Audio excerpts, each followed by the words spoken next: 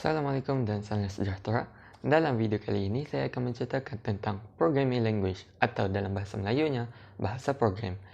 Dalam video kali ini, anda akan mempelajari tentang definisi bahasa program, fungsi utama bahasa program, tingkatan bagi bahasa program, contoh-contoh bahasa program, kelompok bahasa program dan akhir sekali, anda akan mempelajari tentang perkembangan bahasa program. Mari kita lihat satu persatu.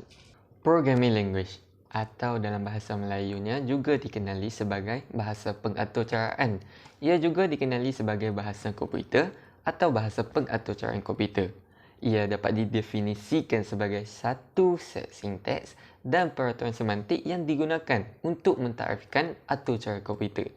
Persoalannya, apakah bahasa program? Bahasa program merupakan satu arahan yang diberikan kepada komputer untuk menjalankan tugas-tugas bagi menyelesaikan satu masalah. Ia juga berfungsi untuk memerintahkan komputer dalam memproses satu data dengan langkah yang sesuai yang telah ditetapkan oleh pengatur cara, iaitu kita sendiri.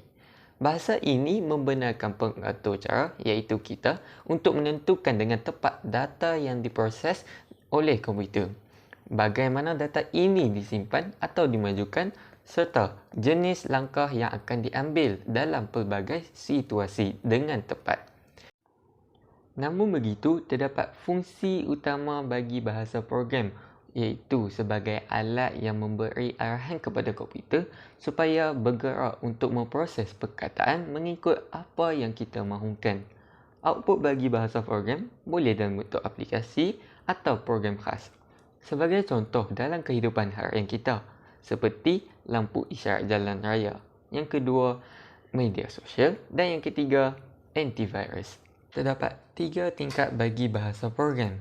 Yang pertama, low level, iaitu aras rendah. Ia merupakan arahan yang ditujukan kepada komputer menggunakan kod binary. Kod-kod tersebut akan diterjemahkan terus oleh komputer tanpa melalui proses penyusunan. Yang kedua, mid-level, iaitu peringkat pertengahan.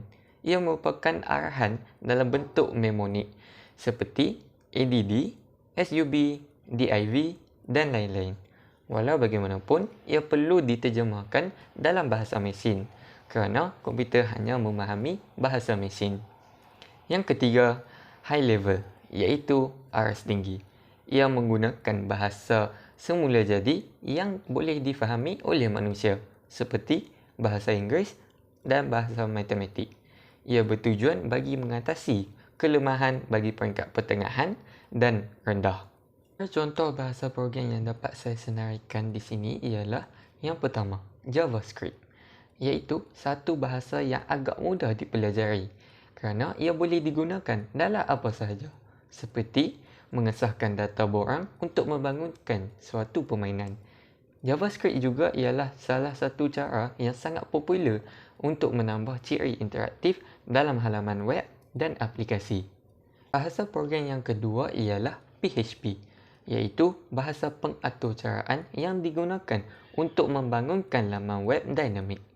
Mempelajari PHP sangat berguna bagi pemilik laman web kerana PHP boleh memendekkan kod dalam halaman web supaya ia boleh dimuatkan ke dalam satu peraturan.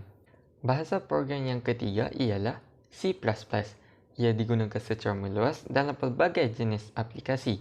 Kelebihannya, ia lebih mudah untuk mempelajari bahasa C yang lain, seperti C dan C#. Semua bahasa C dilihat sebagai bahasa pengaturcaraan peringkat pertengahan. Seterusnya, kelompok bahasa program. Di sini terdapat 4 kelompok bahasa program. Yang pertama, bahasa berorientasikan objek. Sebagai contoh, Visual C, Delphi dan Visual Force Pro. Yang kedua, bahasa aras rendah. Sebagai contoh, bahasa himpunan. Dan yang ketiga, bahasa peringkat pertengahan, iaitu bahasa C, seperti mana yang saya telah terangkan sebentar tadi. Dan yang terakhir, iaitu bahasa aras tinggi. Sebagai contoh, Asas dan Pascal. Perkembangan bahasa program, di mana bahasa program telah melalui 5 generasi dan kini ia telah berada pada generasi yang kelima. Pada generasi yang pertama, Bahasa pengaturcaraan mula dicipta pada tahun 1940-an dan awal 1950-an. Ia dikenali sebagai bahasa mesin. Bahasa mesin merupakan program komputer dalaman yang melaksanakan arahan secara langsung tanpa terjemahan.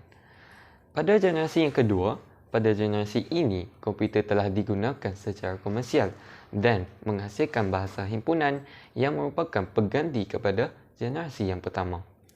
Seterusnya, pada generasi yang ketiga, penggunaan bahasa mesin dan bahasa himpunan terlalu sukar dan telah berjaya melahirkan bahasa generasi yang ketiga. Ia dikenali sebagai 3GLS.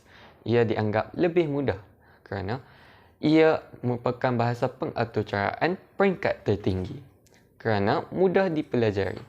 Antara contoh 3GLS ialah Fortran, COBOL, Pascal dan BASIC. Terus, generasi keempat. Bahasa program dalam generasi ini mudah difahami dan dipelajari serta sesuai untuk mengakses pangkalan data. Tumpuannya adalah untuk memaksimumkan produktiviti manusia. Antara contoh bahasa program dalam generasi keempat ialah SQL, LISP dan Prolog. Akhir sekali, generasi kelima.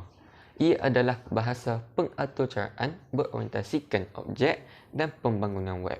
Ia digunakan untuk mengakses pangkalan data dan mencipta sistem pakar atau sistem berasaskan pengetahuan.